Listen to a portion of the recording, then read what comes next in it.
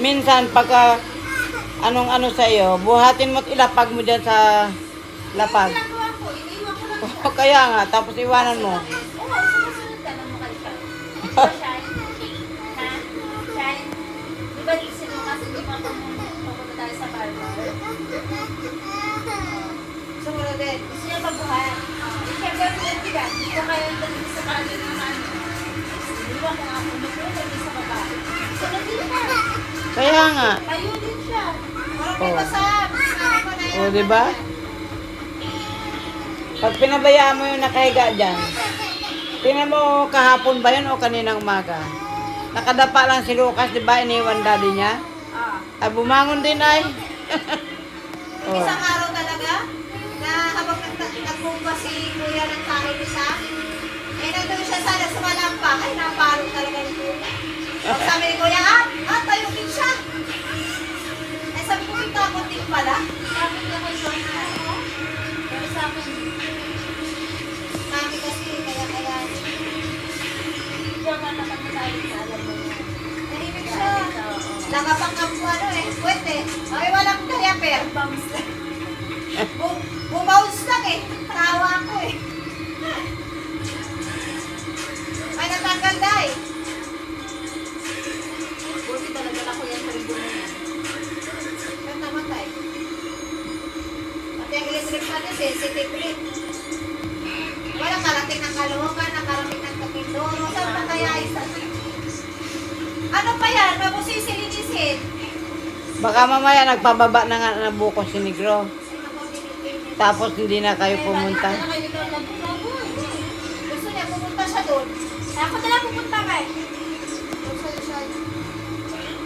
Pero kayo nakakatulong.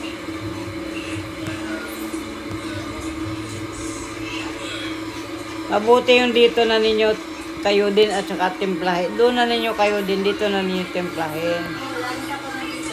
Kasi pag doon ninyo tinimplayan, ay, abos yan. Ang tago niyo ganda.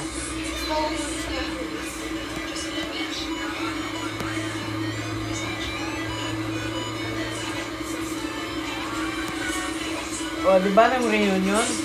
Ilang bukong pinagawa ko kay Javier, pinababa. Isang balde ang laman, ang pagkakayod. Sinala dito, di ba? Tapos pinadala ko nung kay Pamela na sila Uganda. Wala akong nakita yung ano doon ng salad. Wala akong natikman doon. Tapos nagpasalad pa si Jube, binigay pa doon. Oh. Sino lang magtatago niya noon? Sila Rowena, sila Uganda. Oh. Eh, ganyan yung mga yan. Kahit nga daw yung fried chicken na pinagawa ni Tita Mosunaida para doon sa mga taga San Jose dahil ang iba doon di kumakain ng baboy. So,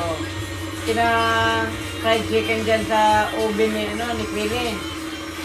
Eh, pagdating ko doon, wala nga ko nakita ang fried chicken ay. O, sino nagtatago? Ano ba yun? Sabi nga raw na bisko sila ni Matilde kasi sabi raw ni Matilde yung kapatid man ng Timoy. Yung nagdala ng mga anak dyan ng reunion, ay hindi naman sila dapat kasama dyan. O, nagkatay lang daw ng baboy si Negro dyan. Tapos, nung magbakasyon dito si Boy, nagsabi raw na silang dalawang kasawa nagbakasyon bago may anak sa Dubai yun nagpa-Dubai. Sabi raw, narinig daw ni Matilde na, ay, ang dami namin, yung manok na dinala ng, reunion. O, alam mo? Sino magkano nun? Ay, mahigit 20 piraso yung Fried steak, fried tayo. O, alam mo? Wala ako natikman na fried chicken doon. Ako din, wala. O.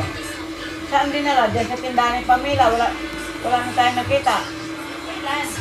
Yung reunion natin ko rin. Yung reunion. O, diba? Anak ni Manang yan, mga yan. Para tago ng pagkain yan. Ito. Naranasan ko na yun nung maliit pa si Rhea.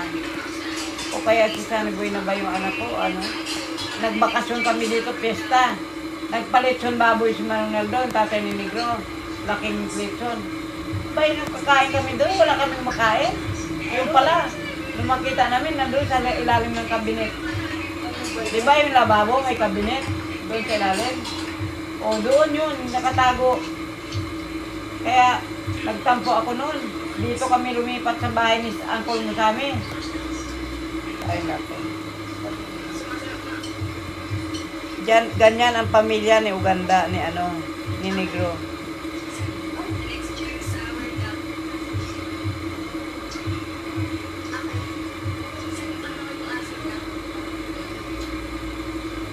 Samantalang magkano binayaran ko sa baboy na yun na kinatay nila, 10,000. Ay 10,000 yun, baboy.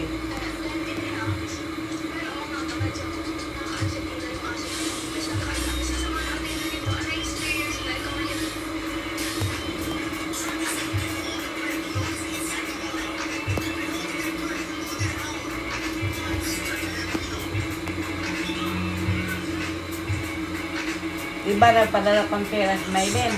3,000 lang. Oh, akala nila, sa akin magpapadala, akala nila Pamela.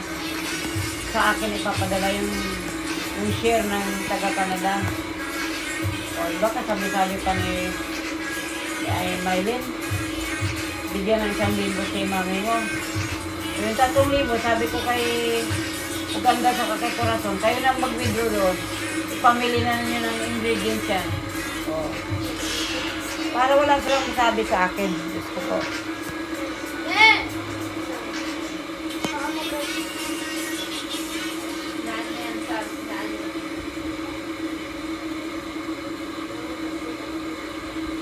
Ay ako pa ang ganyanin nila. Diyos ko po.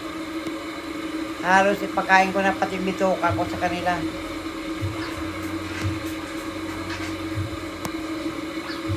Magkano inutang kong bigas kay Juby? 2 sako na ganyan. Para isaing hanggang sa reunion.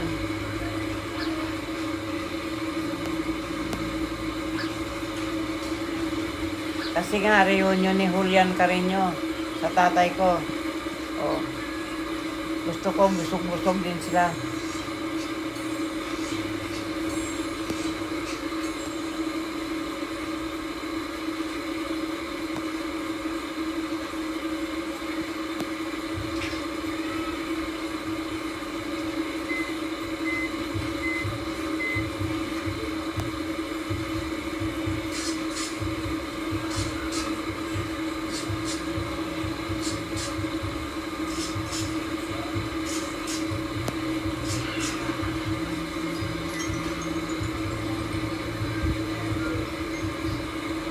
Kasi baka isipin ni Negro,